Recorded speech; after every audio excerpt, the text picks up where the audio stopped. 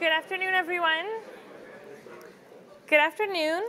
On behalf of Stanford Seed, the Stanford Institute for Innovation in Developing Economies, thank you all for being here to attend today's event. I am Gabby Batica. I'm a Stanford grad student and intern for Seed. Before we get started today, I just have a few quick announcements to share with you. Please make sure your cell phones are turned off at this time and kindly remain in your seats. Unfortunately, our speakers will have to leave immediately after this event and will not be available for additional discussion. So please do ask any questions you may have during the question and answer period. And finally, during the question and answer period of today's event, if you have a question, please stand up. One of our mic runners will approach you, and then you can come out to meet them in the aisle. And then speaking into the mic, please introduce yourself and go ahead and ask your question. Thank you very much for your attention to those notes. And now I have the pleasure of introducing Stanford's president, Mark Tessier-Lavigne. He is Stanford University's 11th president. He was named Stanford's president in 2016 after serving as the president of the Rockefeller University, a graduate biomedical research university in New York City. From 2001 to 2005, he was a professor of biological sciences at Stanford, where he held the Susan B. Ford Professorship in the Humanities and Sciences. A pioneering neuroscientist and leader in the study of brain development and repair, President Tessier-Lavigne has also held faculty positions at the University of California, San Francisco, and executive positions at biotechnology company Genentech. Please welcome Mark Tessier-Lavigne.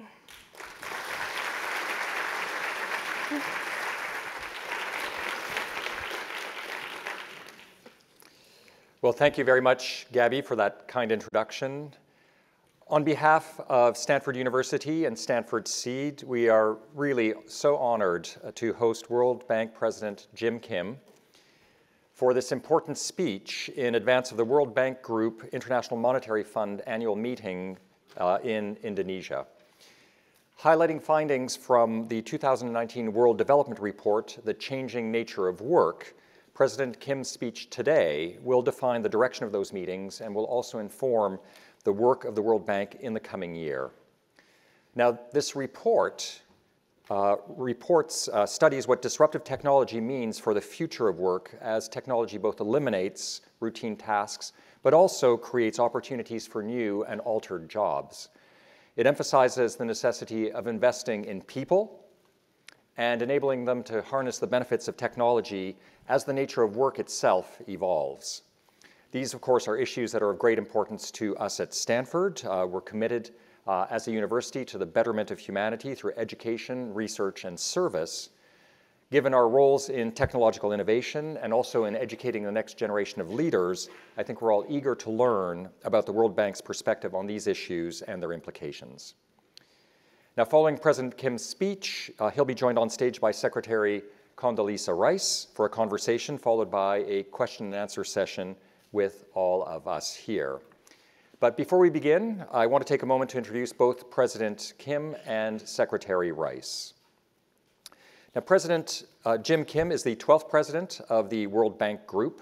Under his leadership, the organization has established two overarching goals to guide its work. First, to end extreme poverty by 2030, and secondly, to boost shared prosperity, focusing on the bottom 40% of the population in developing countries. As a physician and an anthropologist by training, President Kim's career has revolved around health, education, and improving the lives of the poor.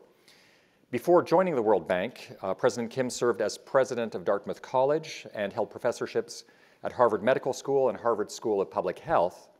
From 2003 to 2005, as director of the World Health Organization's HIV/AIDS department, he led the 3x5 initiative, which was the first ever global goal for AIDS treatment, which greatly expanded access to antiretroviral medication in developing countries.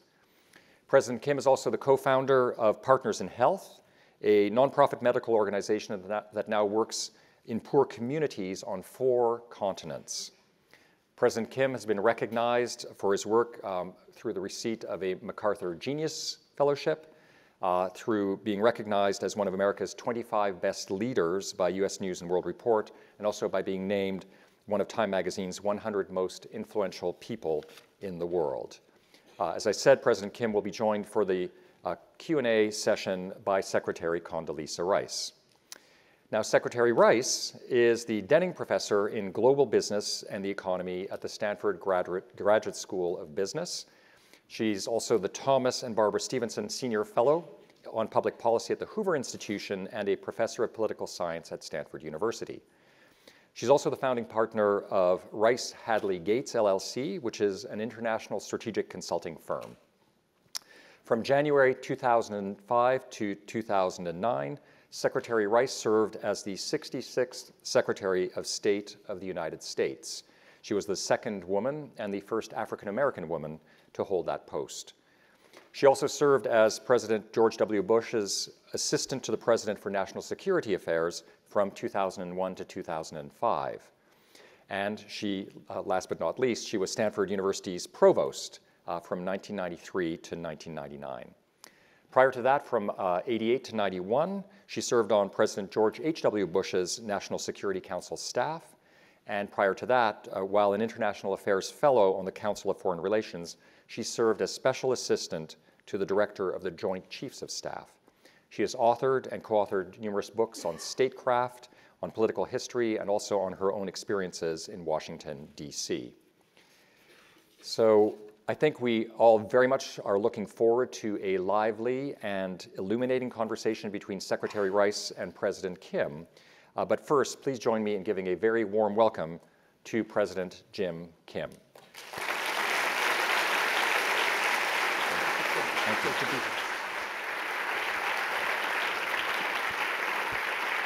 Thank you. Thank you so much. It's a great honor to be here with President Tessier-Lavigne. You know, you guys are very lucky to have a president like that. I have done the job before, and I can tell you it's unbelievably difficult, and he does it so extremely well. And he's done it in two different places. So, Mark.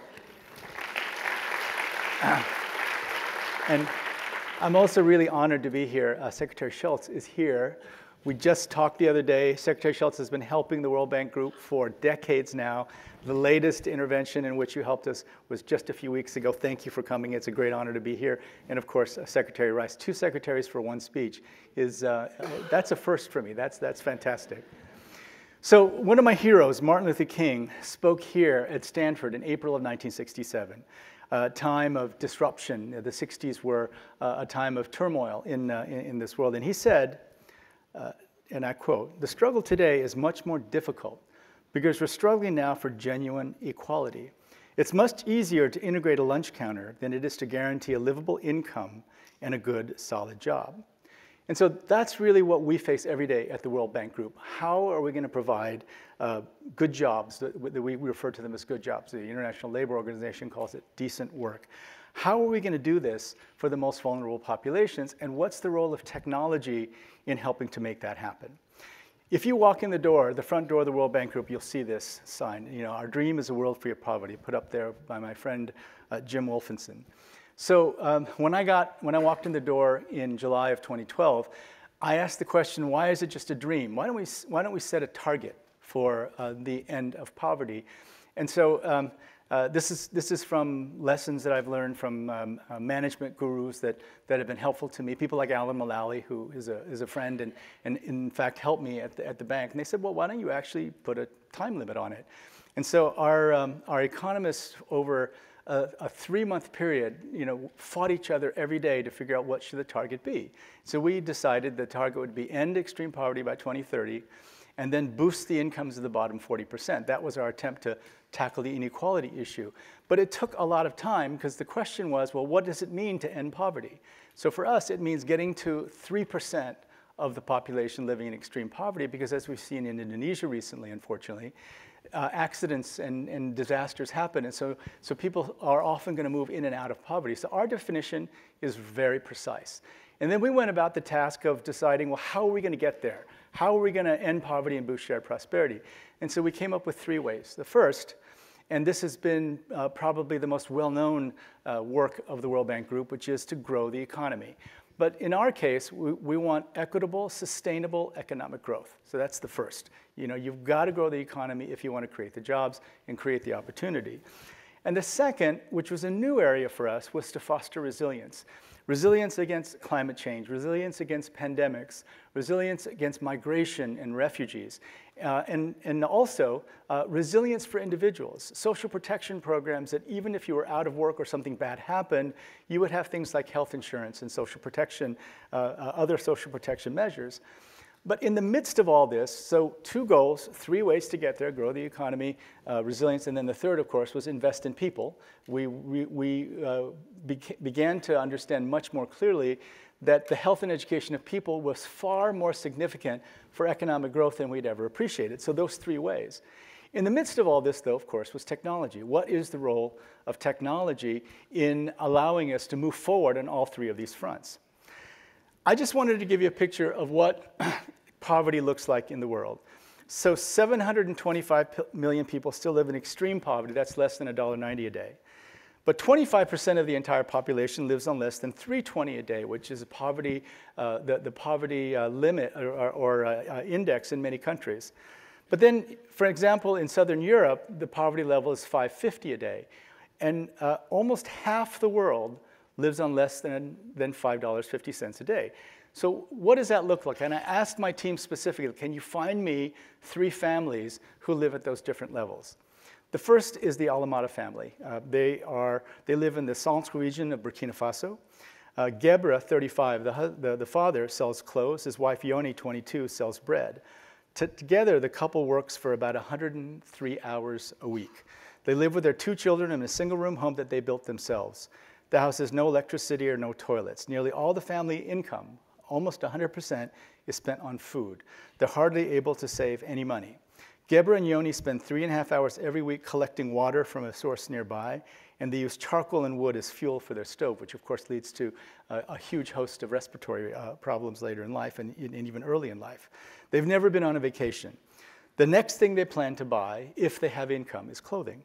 They hope that one day they'll be able to buy a motorbike that would completely transform their prospects for income.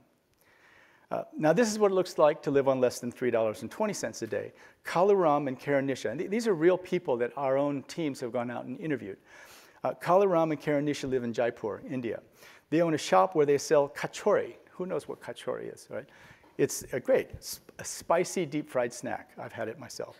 They received a loan from an IFC client, Equitas, and so IFC is our private sector group, and sometimes we make investments in local banks, and the local banks can actually make very small loans to people like Kalu and Karen.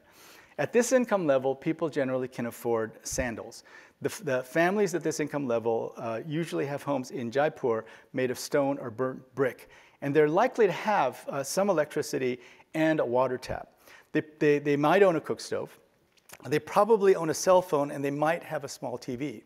When this photo was taken, we asked them what their hopes were, and they wanted to buy a bike for their child. So beyond just subsistence, they thought that giving their child an opportunity to have fun would be the next thing that they'd do. This is what it looks like to live on less than $5.50 a day. The Poma family lives in the La Paz region of Bolivia. Juan, 43, is a carpenter. He and his wife, Eulogia, have 5 children. Family lives in a 2-bedroom home that sits on a dangerous hill, but they enjoy the view and the security of owning a home. Electricity is stable, and they cook on natural gas appliances. The family purchases all of its food, again, using about 80% of Juan's income. 80% of his income is spent on food. Safe drinking water and toilets are available in a nearby yard. Juan has never been on a vacation, but he has traveled as far as the Bolivian border. His favorite possession is the television. He would like to soon purchase better walls for their home, and his dream is to purchase a refrigerator. This is half the population in the world. This is the other thing I see everywhere I go. Smartphones and the internet. We actually know how this happens. And most people, people in this area, in the Silicon Valley area, tell me that by 2025, maybe 2027, 28, all 8 billion people on Earth will have access to broadband. And that means, and it will probably mean, that all 8 billion people on Earth will at least have access to looking at a smartphone if they don't own one themselves. Some people have told me, oh, everyone's going to own a smartphone. And so the question is, what happens when you get access to the internet and you get access to a smartphone? So again, at the World Bank, because we study all these things, we've studied that. The first thing that happens when you get access to broadband is your satisfaction with life goes up. You get to communicate with people. In some countries, even very poor countries like Kenya, you can send money back and forth. All kinds of things happen when you get access to the internet. But the other thing that happens is your reference income goes up. This is an actual academic term that we use. In other words, the income to which you compare your own goes up. And so we've also done studies. And so if the reference income, if that income to which you compare your own goes up 10%, people who are not the extreme poor, their income has to go up 5% in order for them to have the same level of satisfaction. But among the poorest 40%, if their reference income, if the reference income of the entire community goes up 10%, their income has to go up 20% for them to feel the same level of satisfaction. This is happening everywhere. Aspirations everywhere are going up. And I want you to know that I think this is great. I was born in Korea when it was one of the poorest countries in the world. I think everyone should have aspirations, and we now need to find a way to meet those aspirations. But there are lots of things now that are causing additional challenges in getting to a place where everyone has opportunities. Climate change is one of them. So, there are still many people in the world who, well, I don't know about many, but there's still some very important people in the world who don't believe that climate change is real. But there's not a single African leader who won't tell you that the boot of climate change is on their necks. The droughts, the flooding, things have changed. Whatever you think the cause is, things have changed, and we find ourselves spending a lot of time responding to the changes especially in developing countries, island nations. Dominica is not a poor country, had 220% of their GDP wiped out with the last series of storms. And so we have to figure out what we're going to do. But just a few facts. Carbon dioxide levels in the atmosphere are the highest they've been in 650,000 years. 2017 was the second hottest year globally since 1880. 18 of the 19 warmest years on record have happened since 2000. The Arctic is warming twice as fast as anywhere else on Earth in 2017. In 2017, Arctic sea ice reached a record low for the third straight year. Sea levels are rising at the fastest recorded rate in 2,000 years. And so whatever you think about the science of climate change, I'm telling you, we are dealing with it every day. Every day, we're trying to figure out a way to deal with these changes that are happening, especially in the poorest countries. Now, other factors that have impacted our ability to do our work, fragility and conflict is now affecting more and more people.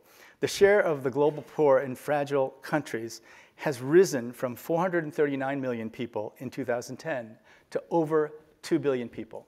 So it's multiplied by a factor of 4 countries living in conditions of fragility and conflict. And in those conditions of fragility and conflict, we also have famines. The last one was in the Horn of Africa. And even now, today, 124 million people live in crisis levels of food insecurity. In conditions of famine, child mortality increases by about 60%. The average height for children under 5, which measures stunting, and stunting is a critical issue that I'll talk about in just a bit. The average height for children falls 2 centimeters, and in time in school drops by roughly 50% per year. Now, I present these because what we're trying to do at the World Bank Group is to find solutions through innovative finance and technology to help us tackle these very problems. So this is a solar park in Morocco. It's an amazing place if you've never been there. And so solar prices have dropped. When I joined the World Bank Group in July of 2012, my team ran in and excitedly told me, oh my goodness, we just did an auction and we got 13 cents a kilowatt hour for solar power, not including storage. The last auction, I think the one that just happened in Saudi Arabia, it was down to 2 cents a kilowatt hour. But the problem is storage. In other words, when the sun is shining, you have power. When the sun is not shining, you don't have power unless you have battery technology. But batteries are very expensive. The overall cost of a battery Right now, in the developed world, it's about $300 per kilowatt hour. So for when we say 2 cents a kilowatt hour for solar, you have to add on about 10 cents if you want storage. And so for so many developing countries, they want power around the clock. Kids want to study. Families want to have light when they cook.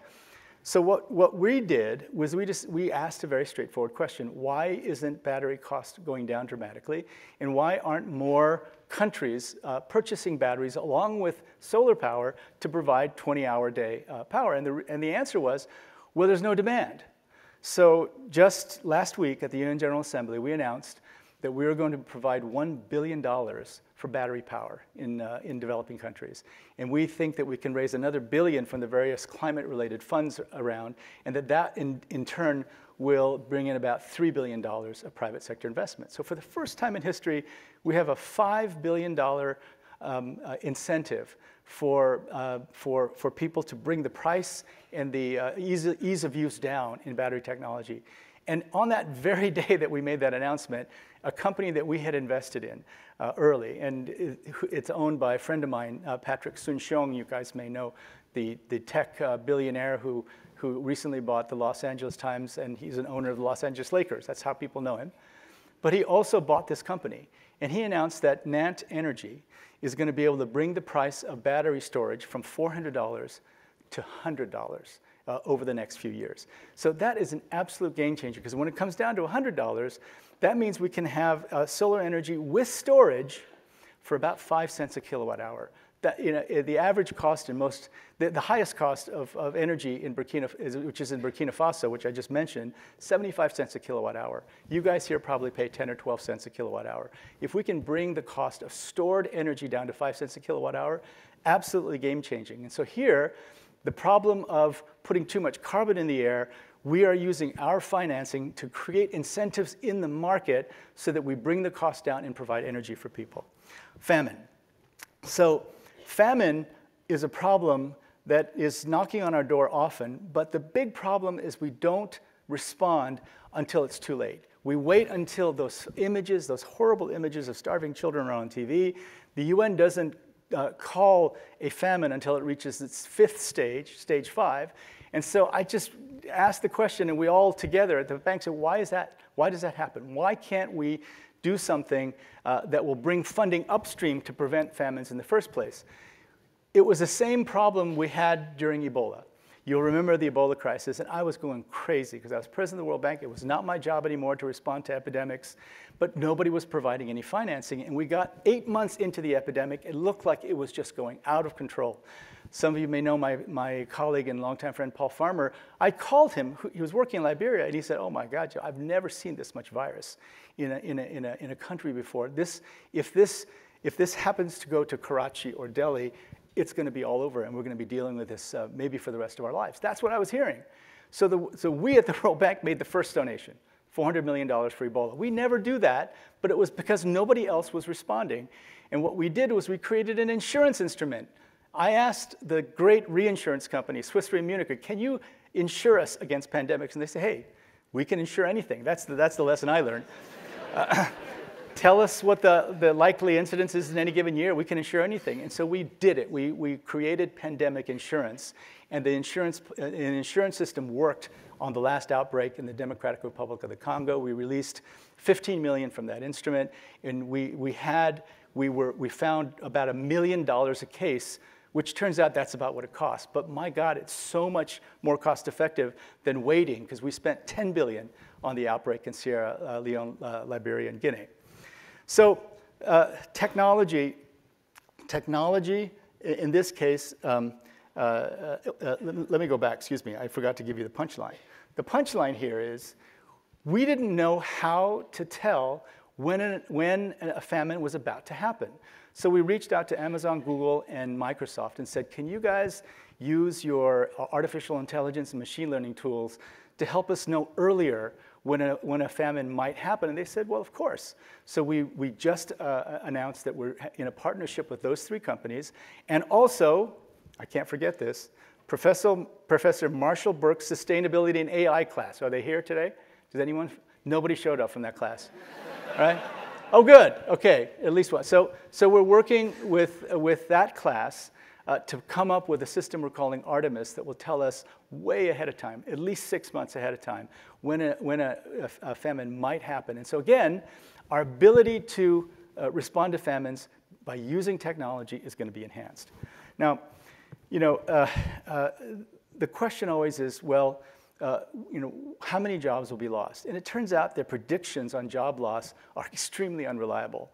And among those things is that when people come from fancy think tanks and come to countries that we know very well and say, these are the number of jobs that are going to be lost, we often know better and say, well, you know, technology adoption has been very slow for a lot of reasons, and so a lot of the low-skilled jobs might be around. But what we know is that certain things are definitely changing. Intensive cognitive and social behavioral skills are much more in demand. And the change since 2001 has been pretty dramatic. In developing countries, from 19 to 23%, and so it's slower. In advanced economies, from 33 to 41% in terms of demand for these higher level skills. Jobs are changing. There are 4 million app developers in India. And China has 100,000 data labelers. How many know what that job is, data labelers? Okay, a few of you, right? So these are very complicated jobs. You have to actually be very smart and be able to tell why a particular thing is different from another thing, and you have 12 words or less. That job existed, that didn't exist before 2014, but now there are 100,000 of them in China.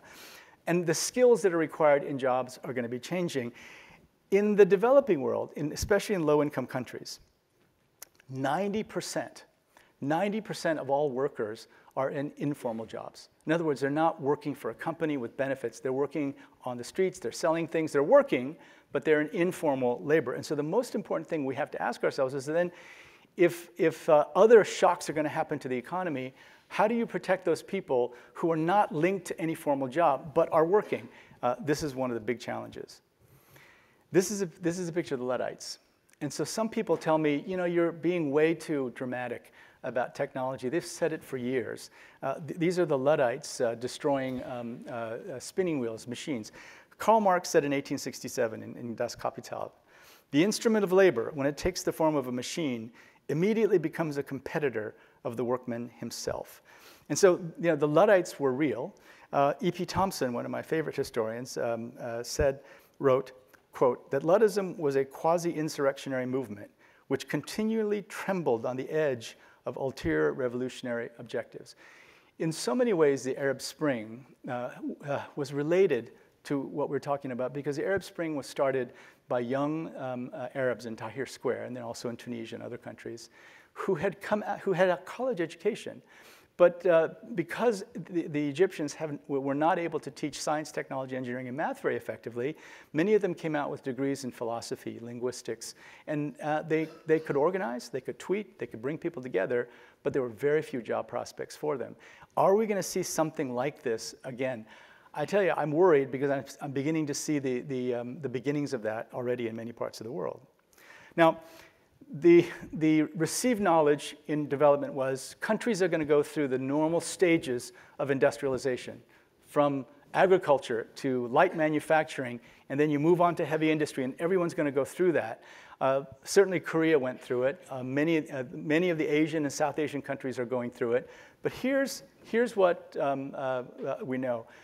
In Bangladesh, which is the most efficient and low-cost garment industry in the world, they're buying something called Sewbots, S-E-W-B-O-T-S. And in a startup in Atlanta that makes these Sewbots claims that a Sewbot can stitch a T-shirt in 22 seconds, about twice as fast, and at eventually a lower cost than a Bangladeshi worker. So what are people going to do? What are people going to do if automation takes over the garment industry? There's not a single African garment factory that I've visited that can do better than 60% of Bangladeshi efficiency. And so if you take away the possibility of going through these stages of development, what are countries going to do? You know, I have to admit, the World Bank's late to the game on thinking about technology and economic development. A good friend of mine who recently left the bank told me that 25 years ago, there was a heated argument in the World Bank about whether or not we should invest in telephone poles in India. Many people felt that this was important, it's going to take time, but we need to invest in telephone poles in India. Luckily, we decided not to do it. But the question I started asking is, are we doing essentially the equivalent of investing in telephone poles in our portfolio today? And the answer was, we're not sure. Which is why I'm here. I've been here twice in 3 weeks. Our teams are coming out here all the time because we have to know if that's in fact what we're doing.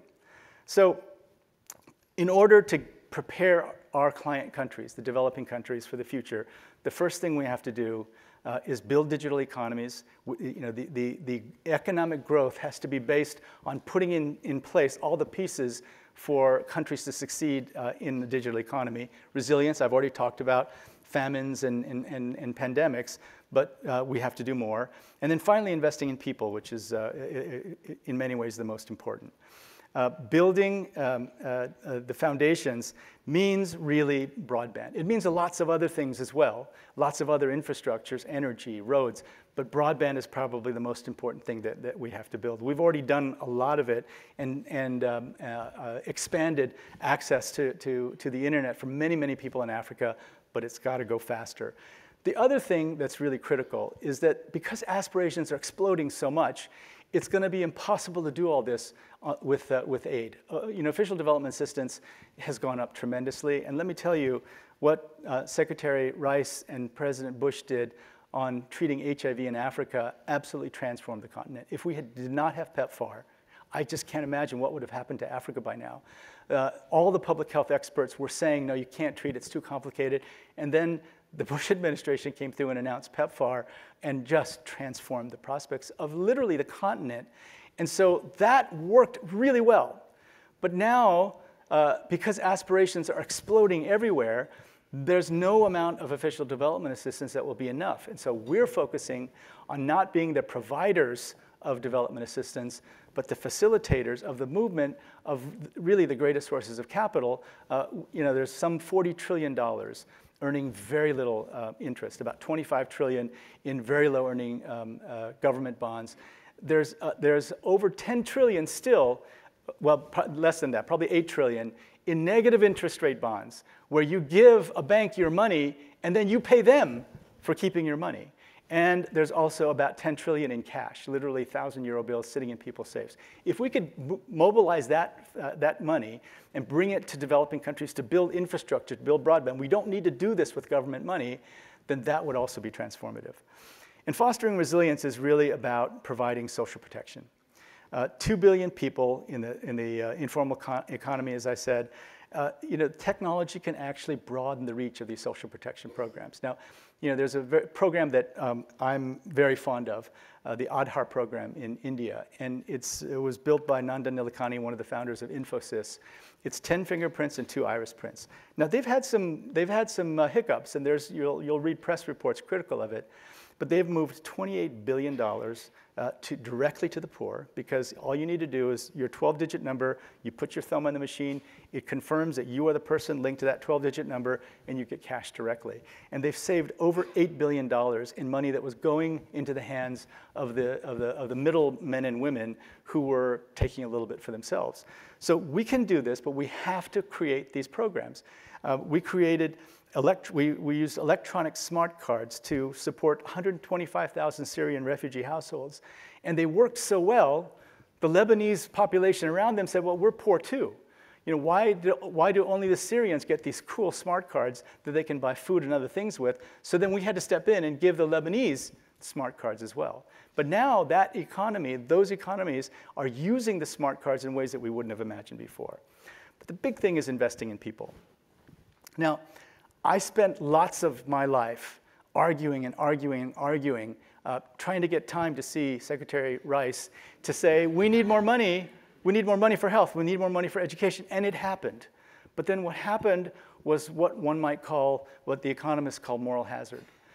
Leaders, heads of state, and especially heads of state and ministers of finance, started perpetuating the notion that the responsibility for health and education is the donors. And they'd say, well, we'll invest more in health and education, but you got to give us the money. And this has led to woeful underinvestment in health. So we racked our brains to try to figure out how can we change the formula here? How can we hold developing countries' leaders and ministers of finance feet to the fire and convince them that they need to invest more? But here's the case. Childhood stunting. I'm a medical doctor, I should know this, but when I learned that India has 38% childhood stunting, I was shocked.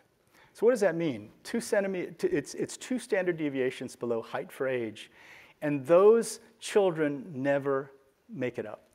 It's being two standard deviations below height for age under 5. And we then, even 15 years ago, we just knew they were short, and we thought that their outcomes were probably not as good, but here's what we know now. This is from a study in Bangladesh by Professor Charles Nelson from Harvard. And the gold, the child on the left is stunted, the child on the right is not. And the gold represents neuronal tracts, neuronal connections. And neuronal connections, of course, are the key. And you're building them so rapidly during these very important first 1,000 days. So the number of children stunted, 45% in Pakistan, 37% in Indonesia. And I've told those countries, this is a medical emergency. These are the people who, when they become adults, are going to be able to look at their smartphones and see how people are living, and then know that because they were stunted as children and unfortunately went through bad school systems, they can't compete. They probably can't even participate. And so attacking childhood stunting is really critical for economic growth. We also know that education systems are falling behind. Half of primary school children in developing countries are still failing to achieve minimum proficiency in reading, writing, and basic math. 264 million children still not in school. Now get this, in a survey across 7 countries that we did in sub-Saharan Africa, which represent about 40% of the continent's population, 1/3 of teachers had not mastered the 4th grade language curriculum that they were teaching, 1/3. And in Mozambique, Nigeria, and Togo, half the teachers hadn't mastered the curriculum that they were there to teach. This matters. A real year of good schooling leads to a 9%, every year leads to a 9% increase in lifetime earnings, and we know this from studies. We've also studied the impact of stunting as an independent variable in Indonesia, and starting in 1993 to 2015, their school performance is much worse, and their earnings are far, far lower. So we know that this is real. It's happening all over the world. So what do I do? What can I do to bring everyone's attention? And so we decided that we're going to do something called the Human Capital Index. We're going to rank countries in terms of the quality of their investment in human capital from 1 to 160. Rankings, when the World Bank does them, are always incredibly controversial. In fact, any World Bank president gets 1 ranking in his lifetime or her lifetime, right? This is probably my 1, or it might not be my 1. I might get kicked out because of it, because it's so controversial, right? What we want is we want every single country on earth to begin debating the quality of their investments in people. And what we're doing is measuring only outcomes. Learning adjusted years of schooling. We have good testing data. We know that a year of schooling in Singapore is the best. It's 0.88 of a perfect a year of schooling, 0.88. Cote d'Ivoire is 0.26, right? So these are very serious differences. And if you take learning adjusted years of schooling, stunting, childhood under 5 mortality, and adult mortality, that actually correlates extremely well with economic growth looking backwards. So over a 25-year period looking backwards, very high correlation to economic growth. And one can only assume that going forward, it's going to be correlated even more strongly. So we now are trying to do everything we can, not only invest in human capital, but work with people. With LinkedIn, they have so much information from their 546 million members that we're now creating dashboards so that every country, developing country, eventually will know what kind of jobs exist in their country, what kind of skills exist in their country, and therefore can change their policies and change the way they train their own people. We're working with Airbnb to see if the people-to-people platforms can stimulate tourism, which is a very job-rich industrial sector. Can we use that to give women incomes that they wouldn't have had before? We're doing all of these things, working with Alibaba on the Taobao villages, but this is really still, we feel like we have this human capital crisis, we have technology coming along, and we've got to move. So let me finish with just one particular thought. A cultural critic, Neil Postman, when he's giving a talk about technology, said, "Every technology has a philosophy, which is given expression in how the technology makes people use their minds, in what it makes us do with our bodies, in how it codifies the world, in which of our senses it amplifies, and in which of our emotional and intellectual tendencies it disregards." So the question that I want to ask all of you is, for those of you working in technology, what's the philosophy of your technology? And the question that I want to bring to you, and what we've learned, is that no matter how good your technology is, unless you start thinking about how it might be applied to reduce poverty, to reduce inequality, you will likely end up in a place that will make it difficult for poor countries and poor people to take advantage of it. You've got to start thinking about it early. You have to start with the philosophy of your technology and who it's going to be for. Before you think about revenue or growth, you have to think about, is it going to work for the poor? Before you track your runway and burn rate, before you go down Sand Hill Road and look for your Series A funding, you've got to think about, who is it for? Who is it going to benefit? We've had great examples, but it won't happen unless you do that now. So I'm going to keep going. I had a great Martin Luther King day, but I've gone over my time. So we have to do this. It will take everyone fighting for people like the Poma family in Brazil, for Kalaram and Karunisha in India, and especially for the Altimada family in Burkina Faso, who, along with 700 million others, are still living in terrible conditions. Now, I just want to end by letting you know that this is very personal for me. This is me as a 4-year-old. And I was born in 1959 in Korea. In 1959, Korea is one of the poorest countries in the world. And this is what the World Bank said about Korea in 1963, about the time that that previous photo was taken. So Korea was so poor that the World Bank refused to provide loans to Korea until 1963, when that picture was taken. And they said that Korea find it difficult without foreign aid to provide its people with more than the bare necessities of life. What did they say about Korea? It's agriculture. All the mineral resources and the industry is in the north. The north is going to grow. The south is in big trouble. Right? But of course, it defied all those predictions, and the World Bank got it really wrong. Now, what that makes me feel is that you have to be optimistic about every country. And optimism in this case is a choice. It's not the result of evidence.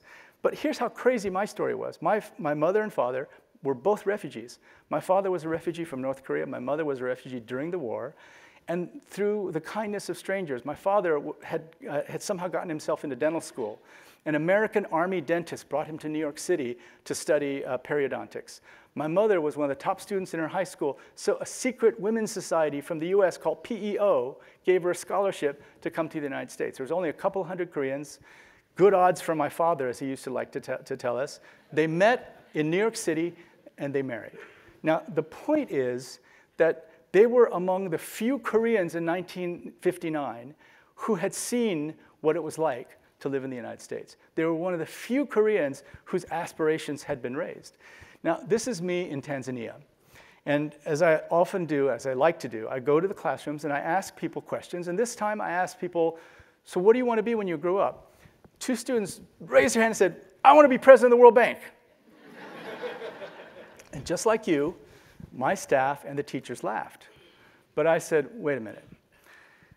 Back in 1963, when I was a preschool student in one of the poorest countries in the world, if George David Woods, who was the president of the World Bank at the time, had come to Korea and come to my classroom, I doubt that he would have thought that that one of his successors was sitting in that classroom. And so the point I wanted to make was, don't let anyone ever tell you that your dreams are not possible. But for Tanzania, they're behind. More than a third of their children are stunted. Their educational systems are terrible. And so we need now, right now, to get busy in trying to figure out ways to bring the technology that you're developing every day and bring it to the poorest of the poor. And it's not just because you're nice people, because if we don't, all those people with raised expectations are going to make the rest of the world have to take notice. And we could leave to our children a world that's so divided, so uneven, that it will be an ugly world that we certainly don't want to leave our children. So think about the philosophy of your technology. Think about what it means for the poorest. And I know that every single one of you in this room, because you're from Stanford and because you're in this community, you all can and must change the world. Thank you.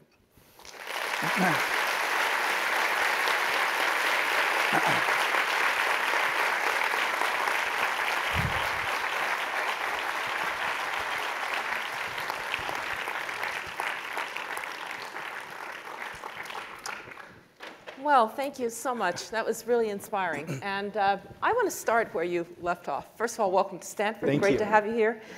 I want to start where you left off, because if we're going to meet those goals as a global community, it's going to take everybody's effort.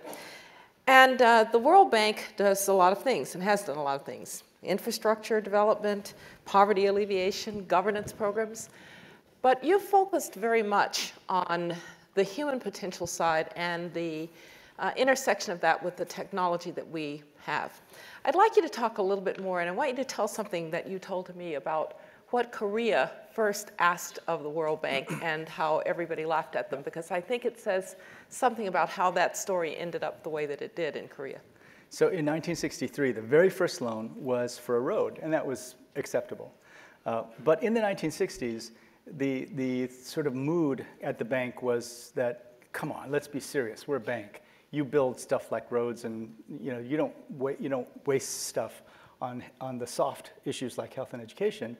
And the presumption and ideology, if you will, was first you get rich and then you invest in your people. Right? Korea's second loan in 1968 was for education, and they were ridiculed by World Bank staff. How on earth? You have so many needs. You need roads. You need rails. Why on earth would you invest in education for your second loan? And of course, the rest is history. Economists like Amartya Sen have been saying this forever. They've been saying the countries that will do well are the ones who invest in their people before organizations like the World Bank tell them they can. And I actually edited a book. I was part of a movement, actually, in the 1990s called 50 Years is Enough. And the idea was to close the World Bank and IMF on their 50th anniversary, 1994. So that was a little awkward, for me then later to come in. But we wrote a book called Dying for Growth. It was this large, thick book where we looked at how little attention the World Bank had been paying to soft infrastructure, to health and education. And many times the adjustment programs led to dramatic decreases in spending on health and education. So I actually led that, but it turned out that in the 20 years since I was trying to close the bank, the evidence had piled up that health and education investments are really important. And so the World Bank had changed its position, but we don't dictate what people borrow for, right? They have to want to borrow for it. And it was the heads of state and the ministers of finance who were making the decisions. And for them, investing in health and education was a luxury, right? And so now we're trying to change that because it's not. And we think that if we can be very successful in bringing more private sector financing in for infrastructure, and they come to us and say, well, where's the money going to come from? What we say is, well, why don't you actually collect taxes? Right? Nigeria collects 5% of GDP in taxes, right? And we don't think you can provide even the basic services unless you get to at least 15, right? And in so many poor countries, the way it works is only the people who are so weak that they can't refuse to pay taxes pay taxes. Everyone else doesn't. So one, collect taxes. There are all kinds of subsidies, fossil fuel, agricultural subsidies, that the purported reason for the subsidies is we want to protect the poor. But we know for a fact that most fossil fuel subsidies benefit the rich and not the poor. That the top 20% get 6 times the benefit from fossil fuel subsidies. So what we're saying is, if you want to subsidize the poor, do that, but do it directly. That's a huge amount of savings. Egypt just reduced their fossil fuel subsidies and moved all of the savings into health and social protection programs. There are agricultural subsidies that often are sending the wrong lessons. They're focused too much on cereal products and not on the diversity, and they also all go to the middle income people. And then finally, there are other ways of raising the financing. So we think that they can do it. Right now, it's just a question of political will. There's no pressure on them to increase spending on health and education. And so we're going to see what happens with an actual ranking. Because we have this thing called the Doing Business ranking, which is also controversial. And that's my busiest week every year. I get calls from everybody saying, how could you rank us here? The idea that the reason you yell at the refs is because it works, right? So they yell at me all the time, and I can only imagine what's going to happen after the Human Capital Index. Yeah, I wanted to ask you about exactly that, because I can tell you that ranking countries on any index will get people's attention. Absolutely. For me, it was the Human Trafficking Index, and my phone would light up the minute that it was that it came out. So what you're really trying to do is you're trying to think about changing the incentives for countries to put higher priority, developing countries to put higher priority on human potential. And the index is one of those ways to do it. But if you were speaking to a group of heads of state and government from developing countries, maybe let's take Africa as a continent, what would you say to them? I mean, how would you get them to, this seems so easy, right? Invest in your people. Seems like a slogan that everybody should understand, but obviously people don't because it doesn't get done. How do you speak to them when you go to these places? Well, I say that so many countries, so many African countries. I think every single African head of state that I've ever talked to says, we're really excited. We created a special economic zone, and we're on the path to industrialization. And I've just I felt too badly for them to say, it's not going to work, right? But I just, if you ask any development economist and say, what's the evidence that Central African Republic or Senegal or any of the major countries are going to become industrialized, advanced economies? And the evidence is zero, right? It's literally zero. And so what I say to them is, if that's not going to happen and you're not going to be able to rely on lower cost labor, I mean, the Koreans, the Korean Ministry of Future Technology came to me and say, our assumption right now is that the cost of wage labor is no longer going to be a competitive advantage for anybody. That's pretty serious, because it's been so basic and fundamental to what we assume about developing economies. And so what I tell them is, this is all very uncertain. The only thing that you know for certain is that the quality of your human capital is going to help you adapt to whatever the economy of the future is going to look like. And then we get to practical questions. They say, well, if we announce that we're spending more, can we go up the ranking? The answer is no. You actually have to get better outcomes. So we're going from supply-driven, input-driven, to demand-driven, output-driven, and they got to get better. And so we have so many tools. In Bali, at our annual meeting, we're doing a full day of educational innovation, right? So the Khan Academies of the world, companies and institutions that have dramatically improved educational outcomes in shorter periods of time. We're doing a whole day on health innovation. How can you improve your health outcomes quickly? Indonesia is doing this incredible program to reduce their childhood stunting rate that I think is going to work. And so what I would say is, we're there. I mean, we're not here to judge you. We're here to get you to focus, and then we're going to do everything we can to help you achieve what you want. But you got to commit to start off. So that's one audience, the governance, those who are governing these countries. Another audience might be the development assistance community. I think you mentioned PEPFAR, thank you for that, but there has long been this question of whether development assistance ought to be held, quote, hostage to outcomes in countries, and big debates about whether or not it was right to have criteria, standards, before you deliver development assistance. So what's your message then to the donor community? Well, I think, when you were there, we had very little payment for results financing. You remember, because it was so controversial, Right, just right, that issue. very controversial. And it has worked. So the idea is that you don't provide them financing up front. You only provide the financing if they get the outcomes, right? And so it was so controversial that we only could use 5% of our portfolio. But it worked so well, and the countries loved it. Because it wasn't us holding the countries responsible only, it was leaders holding their ministries responsible. So they loved it. So now it's expanded to 15%, and my guess is it's going to expand even more. So that debate has changed a bit, but I just think that the point that we're trying to make is that there's a sense of urgency. I didn't get to do my second Martin Luther King slide, but the whole notion that progress doesn't roll in on the wheels of inevitability. You've got to do something to actually change what the outcomes really are. And so I think that part of what the Human Capital Index is supposed to do is to focus it on the outcomes for the poorest, as opposed to focusing it on the generosity of donors. And I think the donors are ready for that. I tell you, European donors have changed a lot since the Syrian crisis, because life in Europe was changed fundamentally with the migration, and it wasn't all Syrians. A lot of I visited the camps, the resettlement camps.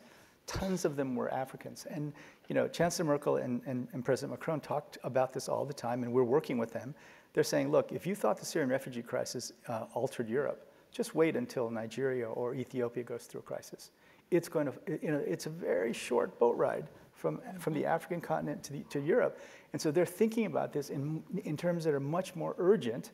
I think it's both compassion and fear, but whatever it is, if we don't get the outcomes, it won't matter. Right. I'm going to ask one other question then. If you have questions, raise your hand. We have mic runners, and we'll take a few questions from the audience. But I want to continue on this path of what do you say to different audiences. So you made, I thought, a very impassioned plea to this audience, future business leaders, many of them. What do you also say that they can say to their boards of directors who say, that's all well, fine, and good, but your job is really to deliver shareholder value. That leads to kind of short-term thinking. These are long-term problems. We understand that you've got a compassion budget, right? The $1 million that we're going to give every year to charities so that we feel good.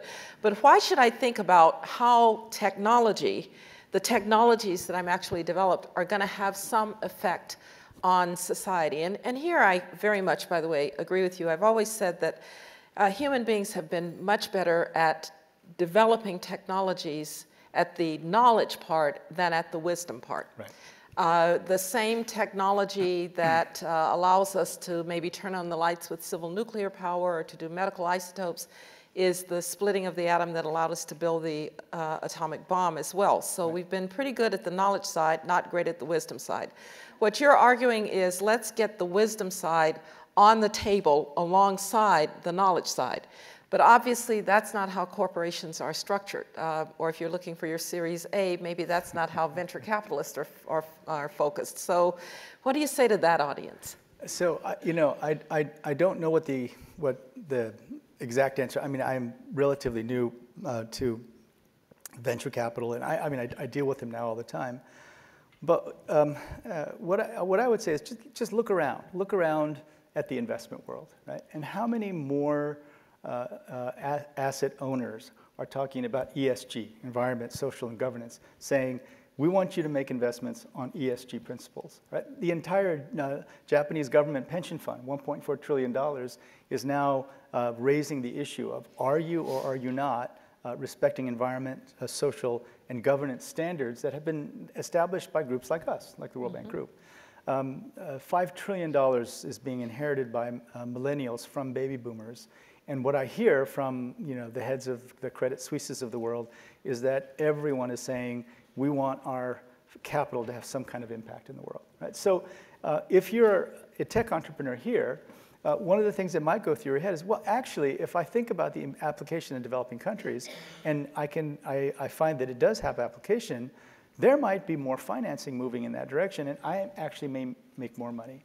But I tell you, what we're now saying to all our teams is, if we go out and tell the asset owners and asset allocators, you should take a loss and invest in these countries, it will last for about a year, right?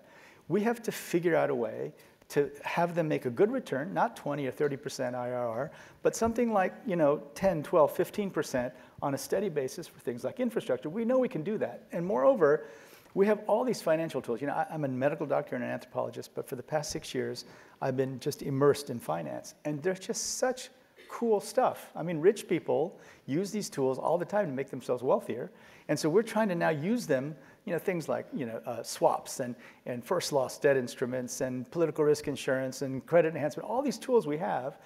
And if we think of ourselves differently as the facilitators of the movement of capital rather than those who just give loans, then we could actually help bring that capital off the sidelines, have them make a very good return, and then once they do that, then I think, then that will grow, right? And they'll also, after the fact, after they get their 8% gross, 6% net and say, we're happy for the year, then they're going to say, and by the way, it also had a positive impact. But I think that for now on, if we assume that it's going to be done in non-commercial terms and that we're going to get donors to facilitate this, I don't think that's going to work. Mm-hmm. Questions from the audience here? Yes, can I get mic runners to identify the people? There's right here on the corner. There's a gentleman here. Yes. Go ahead. Mm-hmm.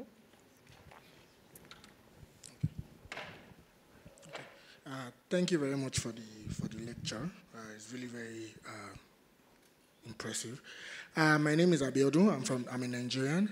I'm also a JSB student. Didn't mean to pick on Nigeria too much, but those are just facts.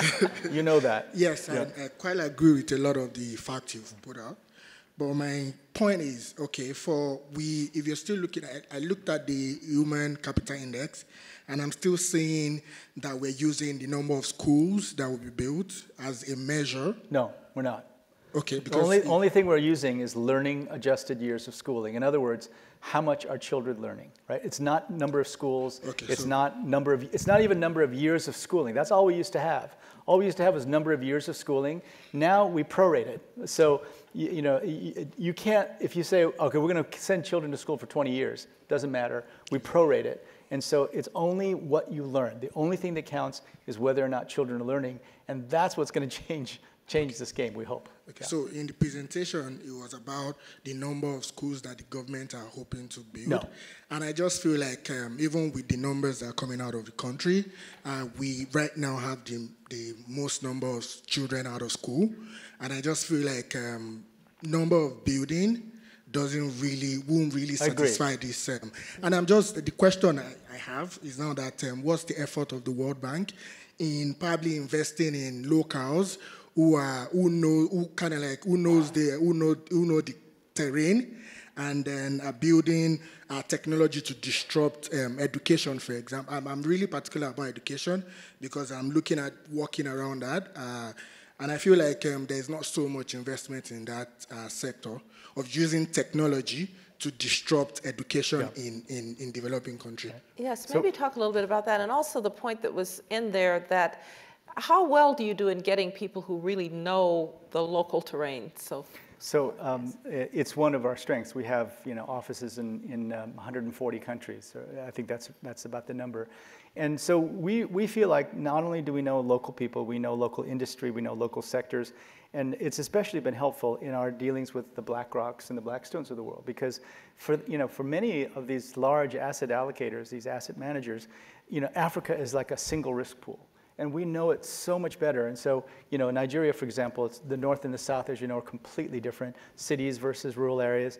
And so we have tremendous amount of knowledge, both in the public and the private sector, so that's important. Yes, we do invest in locals. We invest even in local banks, because we can't, the World Bank cannot provide a $500 loan over 5 years, but the local banks can, and sometimes those are transformative. So yes, we do that.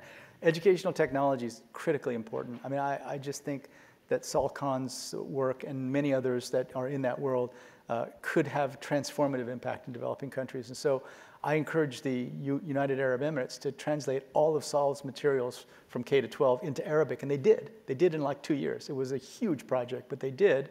And so my great hope Well, first of all, to build a great school system based on teachers who go through a transformative education, that takes 30 or 40 years.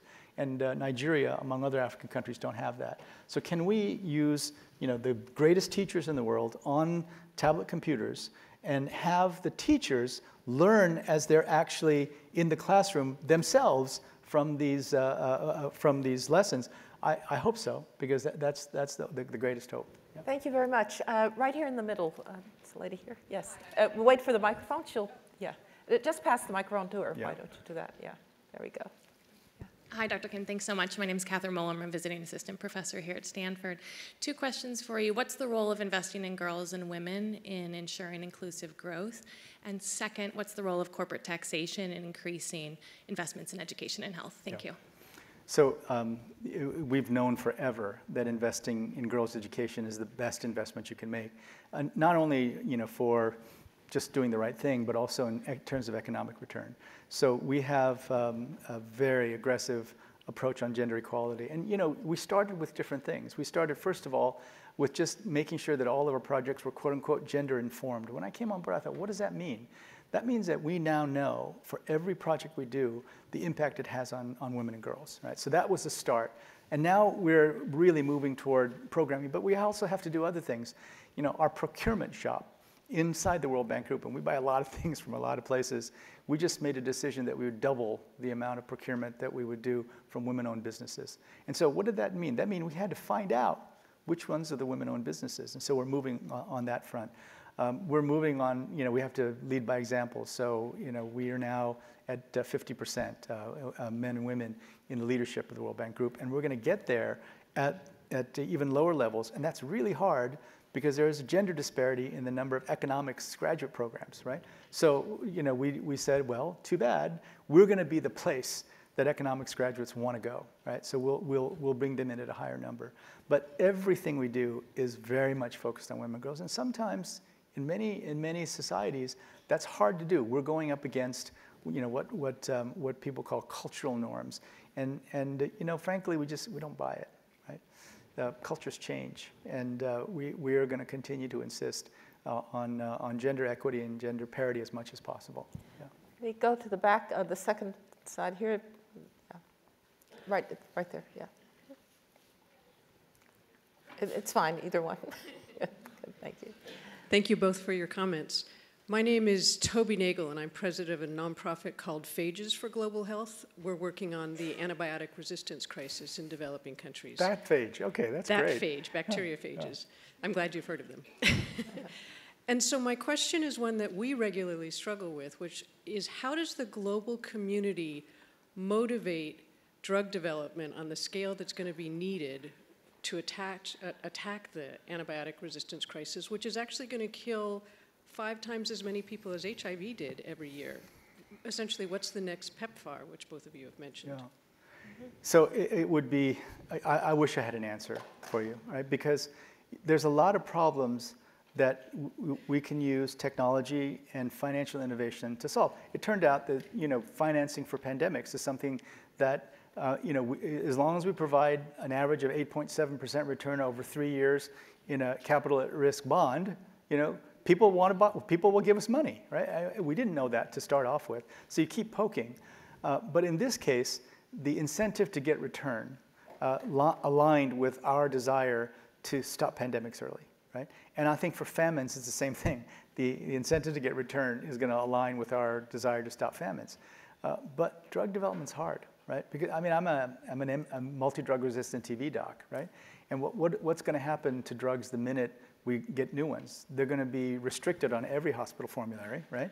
So it's the hardest thing. And I have friends who are leading pharmaceutical companies, and if you say, well, we're going to come up with a $5 billion prepaid, prize if you develop these drugs, and they say, we don't care, right?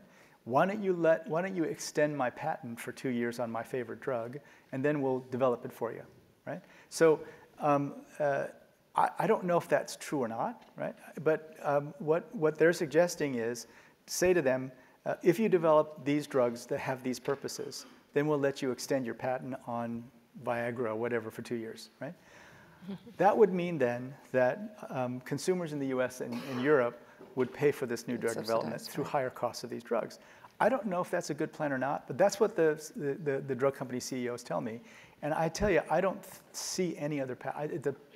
It's hard to imagine what path will get us to development of drugs for, we have drugs for HIV because there are rich people who live with HIV, but we don't have them for TB and malaria because there are none or very few. Same thing with drug resistance. And so if you can crack that one, Nobel Prize for you, because I don't know the answer. Yeah. We're going to have time for maybe 2 more questions. I'm going to take one more from this side. Right, yes. Right over here, yes. You in the green shirt, yes. Thank you very much. My name is Adam Bernstein. I'm essentially a student, but a journalist from DC.